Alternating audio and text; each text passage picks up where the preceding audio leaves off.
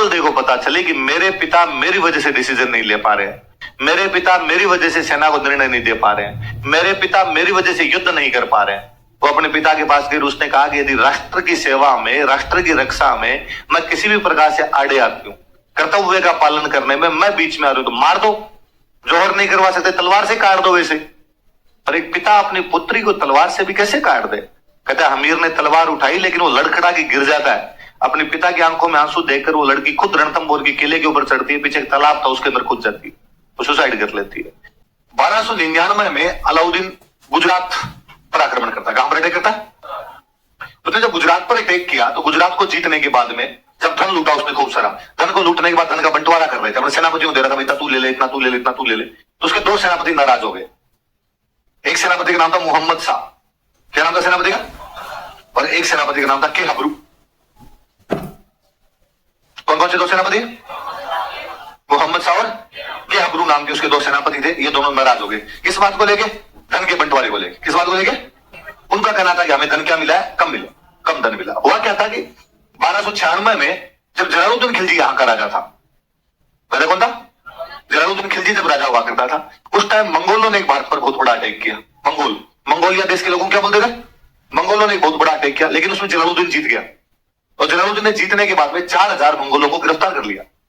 उन 4000 मंगोलों को कहा भाई तुम्हारे सामने दो शर्त है, या तो मुसलमान बन जाओ वरना सबको मार दूंगा। तो 4000 मंगोल बन गए मुसलमान। अब जलालुद्दीन की टाइम की घटना है, घटना कब की? 1299 में अलाउद्दीन कहां पर अटैक करने के लिए जा रहा है? गुजरात। तो मंगोलों को भी लेके गया, तुम भी चलो मेरे साथ युद्ध लड़ने के लिए। मंगोलों के दो सेनापति थे जिनके नाम थे मोहम्मद शाह और के। तो वहां पे जब धन के बंटवारे में इनको कम धन मिला तो इनको ये लगा कि यार अपने नए नए मुसलमान बने हैं ना, इसलिए अलाउद्दीन भेदभाव करता है। अलाउद्दीन ने अपने बाकी मुसलमान सेनापतियों को रुपए ज्यादा दिए और हमें रुपए कम दिए। तो उसने कहा यार इसका मतलब तू हमें मुसलमान नहीं समझता, जबकि हम 3 साल पहले मुसलमान बन गए थे। इस बात को लेकर उनके अलाउद्दीन से तनातनी हो गई और अलाउद्दीन ने जो पैसे उनके पास भेजे उन्होंने लेने से मना कर दिया। अब अलाउद्दीन ने पैसे भेजे लेने से मना कर दिया, ये अलाउद्दीन की आज्ञा का उल्लंघन है। और राजा की आज्ञा के उल्लंघन का मतलब होता था फांसी। तो उनको पता था कि यार मारेगा राजा, तो उनको लगा कहां जाए, तो दुश्मन का दुश्मन हमेशा अच्छा दोस्त होता है। तो ये दोनों भाग के आगे हमीर के पास, और हमीर को आगे कहा कि भाई हमीर हम अलाउद्दीन से झगड़ा करके आए, क्या तू हमें शरण दे सकता है? और अपने राजस्थान में कहते थे भाई शरणागत की रक्षा करना धर्म अपने आप में आदर्श है, कर्तव्य है। हमीर ने कहा जाओ। तो उसने कहा देख लेना यार अलाउद्दीन के खिलाफ शरण देनी पड़ रही। उसने कहा कोई नहीं, तुम तो आओ आराम से रहो, कोई दिक्कत नहीं, बाद का बाद में देखेंगे। तो हमीर ने दो सेनापतियों को शरण दे दी थी। कौन कौन से दो सेनापति? किसके खिलाफ विद्रोह करके भागे? कौन कौन से दो विद्रोहियों को शरण दी बताओ? मोहम्मद शाह और के। अब अलाउद्दीन को गुस्सा है, अलाउद्दीन को लगा मेरे दो सेनापति भाग के किसके पास गए? हमीर, और हमीर ने उनको शरण और दे दी। तो इनसे गुस्सा तो वही लगा था कि यार एक तो मेरे रुपए ठुकरा दिए, रुपए ठुकरा के उल्टा भाग और गए यहाँ से, और भाग के भी मेरे दुश्मन के पास गए, हमीर के पास और गए। और फिर उस समय ऐसी कई खबरें और थी कि अलाउद्दीन की एक बेगम थी चिन्ना बाई, क्या नाम था? और कई लोगों ने ऐसा अलाउद्दीन को बताया था कि ऐसी ऐसी बातें चल रही है, वैलेंटाइन डे की गिफ्ट भेजता रहता वो उधर। अलाउद्दीन बोलता मैं पैसे दूंगा, अपने घर गिफ्ट भेज देगा। तो अलाउद्दीन ने कहा थोड़ी दो वहां से पैसे था, गिफ्ट थोड़े कम ही भेजे उधर अपने। तो अलाउद्दीन और खार खा रहा था इन बातों से, और उसकी नाराजगी थी। और उसने हमीर को मैसेज किया कि भाई हमीर मेरे दो बंदे तेरे पास आ रखे हैं। तो हमीर ने कहा हाँ ये मेरे शरण के अंदर आए हुए। तो कहा इनको वापस मेरे को सौंप दे। उसने कहा नहीं यार, शरणागत की रक्षा करना राजस्थान की धरती का आदर्श माना जाता है, और ये मेरे शरण में आए हुए वापस कैसे रह सकता हूँ? उसने कहा भाई सेंटी मत हो यार, ऐसे नहीं करते यार, आगे तो आगे। अब मना कर दे तू इनको कि मैं नहीं रखूंगा, पहले हाँ भर ली, अब कहते मैं नहीं रखूंगा। उसने कहा नहीं, एक बार कमिटमेंट करने के बाद तो मैं खुद की नहीं सुनता। तो अलाउद्दीन ने कहा बाद में हमला करूंगा। उसने कोई बात नहीं, तेरा चाचा भी तो 2 बार करके गया था, तू आ जाए इधर हमले में तो क्या पार पड़ेगी।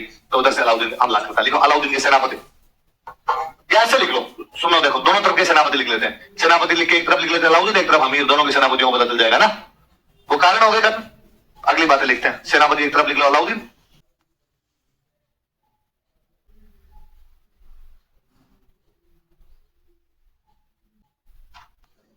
कमांडर्स है ना, सेनापति कमांडर्स। अलाउद्दीन की कौन कौन थे, हमीर के कौन कौन थे, दोनों साइड के लिख लो। कौन कौन है अलाउद्दीन के सेनापति बताओ? देखिए नुसरत खान, उलूग खान, अलग खान। हमीर के कौन कौन है? भीम सिंह और उधर वाले पक्के याद रखना, इधर वाले याद नहीं रहे तो भी कोई बात नहीं। कौन कौन है? नुसरत खान, उलूग खान, क्या नाम दोबारा लो? नुसरत खान, उलूग, दोनों में से ऊपर ऊपर वाले देश के काम आए थे।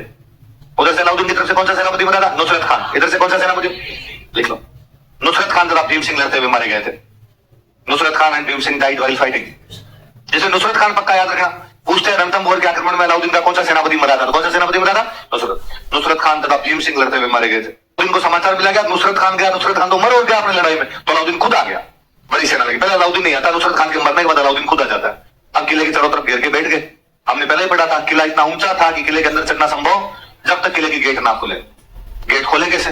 गेट के लिए तो आपको इतना ऊपर चढ़ना पड़ेगा, अगले तो गेट खोलेंगे नहीं, वहां पास में जाके गेट को आपको तोड़ना पड़ेगा और इतनी आपकी पार पड़ेगी नहीं, क्योंकि वो अगले ऊपर बैठे हैं, आप नीचे बैठे हो। तो अलाउद्दीन को समझ में आ गया थोड़े दिन के अंदर कि किले का घेरा तो टूटेगा नहीं, किला तो आपने नहीं तोड़ पाएंगे। तो अलाउद्दीन को लगा कि यार जब सीधी अंगुली से घी ना निकले तो डिब्बा चलाना चाहिए, डिब्बे के नीचे आग लगानी चाहिए ना, तो घी गर्म हो जाएगा तो आ जाएगा ना। फिर टेढ़ी से भी नहीं निकलता, सीधी से नहीं निकलता ना, तो टेढ़ी से भी नहीं निकलता, डिब्बे के नीचे लाई लगानी पड़ती है बाद में। तो अलाउद्दीन को लगा यार क्या किया जाए।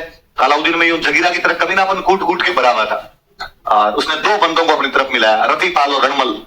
कौन कौन दो बंदे थे? एक का नाम रतिपाल और एक का नाम क्या? ये दोनों हमीर के बंदे थे। इनको अपनी तरफ मिला, इनको अपनी तरफ मिला के कहा कि यदि तुम मुझे किले के अंदर जाने का रास्ता बता दोगे तो मैं हमीर को मारने के बाद में तुम्हें राजा बना दूंगा। फिर उनका ठीक है, तो बताओ कौन सा रास्ता है। तो उनका रास्ता तो ही नहीं। अरे कैसे नहीं करते यार, बताओ कौन सा है। तो इन्होंने कहा रास्ता तो कोई नहीं है, एक तरीका किले के गेट खुलेंगे तब अंदर घुस सकते हो। तो गेट कब खुलेंगे? कि गेट तब खुलेंगे जब अंदर का अनाज और पानी खत्म हो जाएगा। जब तक किले में अनाज और पानी का स्टॉक है तब तक तो गेट खुलेंगे, अनाज और पानी खत्म होगा तब भूखे और प्यासे मरेंगे, तब तो गेट खोलने पड़ेंगे। तो उसने कहा अंदर स्टॉक कितने साल का है? तो उसने कहा भाई 2-2.5 साल का स्टॉक पक्का है। तो अलाउद्दीन ने कहा यार तुम मजाक कर रहे हो, देखो ऐसे नहीं करते, सियाने बच्चों को बता दो हर कोई तरीका। तो उन्होंने कहा एक तरीका है, किले की सारी पब्लिक हिंदू है, यदि अनाज और पानी के अंदर गाय का खून और गाय की हड्डियां मिला दी जाए तो इनमें से कोई टच ही नहीं करेगा, नहीं तो पानी पियेंगे और ना ये अनाज खाएंगे, और बाद में इनको निकलना ही पड़ेगा बाहर, इनके पास और कोई रास्ता नहीं बचेगा। तो अलाउद्दीन ने कहा ये काम कौन करेगा? तो जब राजा हम बन रहे हैं तो हम ही करेंगे। तो अलाउद्दीन उनको गाय कटवा के दी, वो अंदर के बंदे थे, उन्होंने अंदर ले जाके किले के जहां पानी था वहां पे तो मिला दिया गाय का खून, और जहां पे पड़ा था अनाज वहां मिला दी गाय की हड्डियां। अब रात के टाइम में वो तो अपना कांड कर गए। सुबह जब जनता उठी जाके देखा कि भाई तालाब के पास में तो गाय की हड्डियां पड़ी है, खून ही खून हो रखा उसके अंदर, समझ में आया कि भाई रात को कुछ ना कुछ यहाँ पे तो हो गया। और अब सैनिकों ने कहा कि भाई ये पानी तो हम नहीं पियेंगे, ना ही ये अनाज खाए। अब एक ही तरीका है कि आप भूखे और प्यासे मरो, इससे अच्छा है कि आप अब तो लड़ाई कर लो, किले की गेट खोलो, किले गेट खोल के लड़ाई कर लो। पर लड़ाई करेंगे तब तो दुश्मन ज्यादा और अपने कम है, और कम ज्यादा भी कितना कि दुश्मन की संख्या 1 लाख, आपके फौजी कितने? 12,000, 8,000, 10,000 ऐसे फौजी हुआ करते थे। अब 8,000 को आप 1 लाख से लड़ाओगे तो कितने ही बहादुर होंगे तो भी मरेंगे, है ना, कोई तरीका बाद में बचता तो नहीं है। तो ऐसी लड़ाइयां जिनमें दुश्मन की संख्या ज्यादा होती, अपनी सेना कम होती, ऐसी लड़ाइयां जिनमें पक्का था कि हारेंगे, उन लड़ाइयों को बाद में बोलते साका। उन लड़ाई क्या बोलते थे कि भाई बाहर गेट खोल के जाना ही पड़ेगा, अब और कोई तरीका अपने पास में नहीं बचा, लड़ना पड़ेगा, और इस लड़ाई के अंदर अपने तो पक्का ही मरेंगे सारे के सारे। तब उसको जो लड़ाई करने के लिए जाते उस लड़ाई क्या बोलते? साका। अब जब सारे मर जाएंगे, जितने सैनिक है सारे के साथ लड़ते हुए मर जाएंगे, पीछे बचेगी कौन? महिलाएं और बच्चे। अब ये जो आक्रमण होने लगा था इनमें एक दिक्कत ये थी, भारत में पहले भी लड़ाइयां हुआ करती थी, लेकिन पहले लड़ाइयों में यह था कि राजा राजा के बीच में लड़ाई हुई, एक राजा हार गया या एक राजा मर गया तो दूसरे वाला जीतने वाला जो राजा था वो परिवार को नुकसान नहीं पहुंचाता। राजा का परिवार उसको साइड में भेज देते, कहते भाई इसके लिए मैंने रहने देंगे, किला हमारा है। राजा का परिवार और गांव में जाके रह जाता, रिश्तेदारों में रह जाता, लेकिन महिलाओं बच्चों के साथ में किसी भी प्रकार का दुर्व्यवहार। अब बीच में ये जो टाइम आया था 700 के बाद वाला, इसमें ये लफड़े थे। ये तुर्क आक्रमणकारियों का सबसे जल्दी था कि जैसे ही महिला और बच्चे मिले इनको उठा लो, और महिलाओं बच्चों को या तो महिलाओं को बलात्कार करके फेंक दिया जाए, या रखेल बना ली जाए, या दिल्ली में ले जाके बेच दिया जाए, बच्चों से नौकरी करवा ली जाए, दास बना लिया जाए। ये सिस्टम बड़ा अजीब सा था। तो लगा कि यार जब सारे पुरुष बाहर लड़ते हुए मारे जाते हैं तो महिलाओं बच्चों को उठा के ले जाएंगे, इनका क्या किया जाए। फिर हम एक नया तरीका लेके आए, महिलाएं और बच्चे सारे उस लड़ाई से पहले ही अग्नि के अंदर जल जाया करते थे। इसको बोलते जोहर। क्या बोलते हैं? महिलाएं सारी की सारी जोहर कर लिया करती, पुरुष जब जोहर हो जाता उसके बाद की भाई अब महिलाएं तो सारी जल गई, उसके बाद सारे पुरुष पहनते केसरिए कपड़े। कैसे कपड़े पहनते? और केसरिए कपड़े पहन के बाहर लड़ने के लिए जाते, केसरिए कपड़े पहन के लड़ने के लिए जाते, इसलिए क्या बोलते हैं। अब एक तो आपको पता है कि अपने जिंदा वैसे ही नहीं बचेंगे, अपना अंतिम लड़ाई है। फिर आपको यह भी पता है कि ये जो बंदा जिसे हम लड़ने जा रहे हैं इसकी वजह से अपना पूरा परिवार मर गया, इसकी वजह से आज हम मर जाएंगे। और बंदे को जब ये पता चलता है ना कि ये मेरा अंत है, तब बंदा अपना सर्वश्रेष्ठ प्रदर्शन करके ही मरता है। इन साकों के रिजल्ट बड़े भयंकर है। साकों के रिजल्ट वैसे अपनी तरफ के लोग मरे 8,000 लड़े, 8,000 मर गए। सामने की साइड से 32,000, 38,000, 42,000 साकों के रिजल्ट वैसे। और ये मैं कहता हूं ये खुद पे भी लेके देख लो, आप अकेले हो, सामने भी 5 बंदे आ गए, आपको लगेगा कि ये अपने को मारेंगे, आपका पहला प्रयास रहेगा कि 2-3 को तो लेके मरूं। भाई मैं तो मर ही रहा हूं, मैं तो जाऊंगा, इसमें तो कोई डाउट ही नहीं है, तो कम से कम इनके भी 2-3 तो ले। ये जो लड़ाइयां होती हैं, लड़ाइयों क्या बोलते थे, तो साके में एक तो होता है जोहर और एक क्या होता है, तो पुरुष तो क्या करते हैं, सॉरी महिलाएं तो करती है जोहर, और पुरुष क्या करते हैं, और इन दोनों को मिला के क्या बोलते हैं, समझो। तो ये 1301 में रणथंभौर में अपने साका किया गया। क्या किया गया? ये है राजस्थान का पहला साका था। हमीर की रानी थी, उसका नाम था रंग देवी। क्या नाम था? देखो, हमीर की रानी रंग देवी ने जोहर किया, हमीर क्वीन रंग देवी कमिटेड जोहर। अमीर की रानी रंग देवी ने जोहर किया। अमीर क्वीन रंग देवी कमिटेड जोहर। अमीर की रानी रंग देवी ने जोहर किया। अमीर क्वीन रंग देवी कमिटेड जोहर। अमीर के नेतृत्व में केसरिया किया गया। Kesariya took place under leadership of Amir. Amir के नेतृत्व में केसरिया किया गया। अलाउद्दीन ने रणथंभोर पर अधिकार कर लिया। अलाउद्दीन कैप्चर्ड रणथंभोर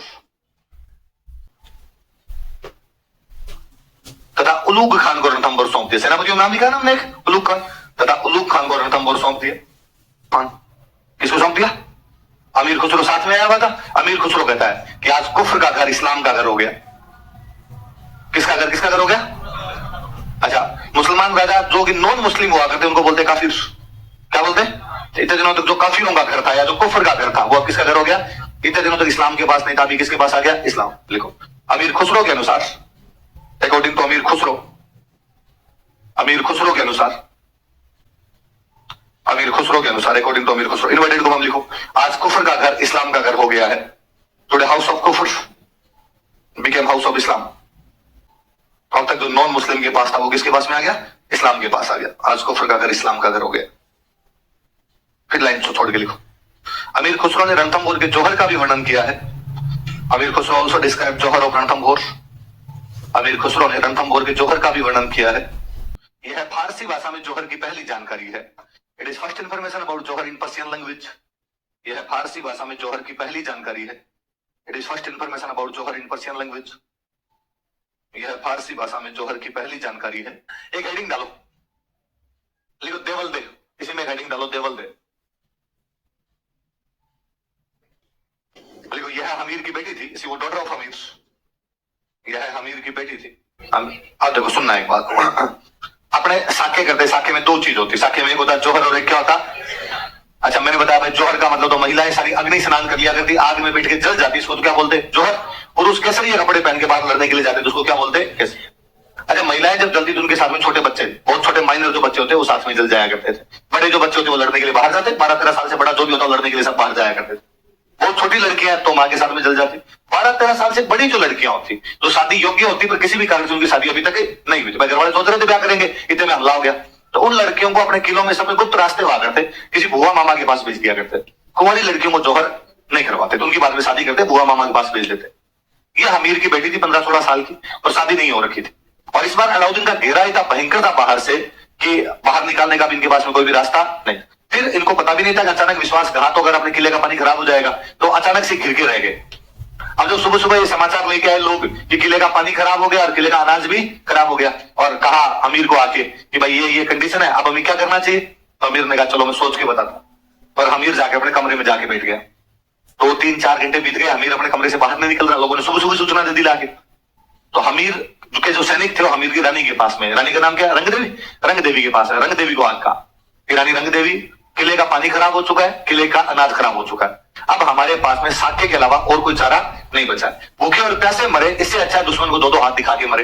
मरना ही है तो लड़ाई के अंदर मरे। तो अब हमने अमीर को यह बात सुबह आके बता दी। अमीर ने कहा कि मैं निर्णय सोच के बताता हूं आपको, लेकिन अमीर की तरफ से कोई निर्णय नहीं।